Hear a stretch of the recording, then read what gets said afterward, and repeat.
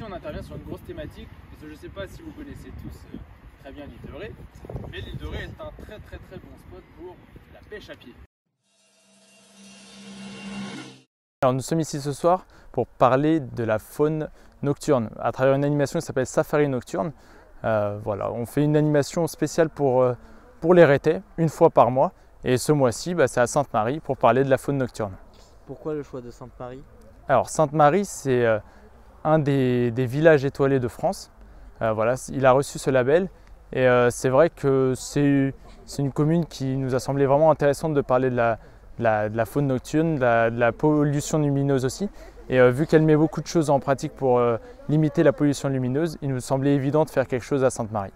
Alors un village étoilé, en gros, c'est un label qui est décerné pour des communes qui s'engagent à réduire la pollution lumineuse. Alors ce soir, on a déambulé un petit peu dans les forêts et les prairies de Sainte-Marie pour parler de la faune nocturne. On a parlé des chiroptères, donc plus communément appelés les chauves-souris, et aussi des rapaces nocturnes qu'on peut trouver sur l'île de Ré, et aussi un petit peu d'astronomie, vu que le ciel était très bien pour en parler.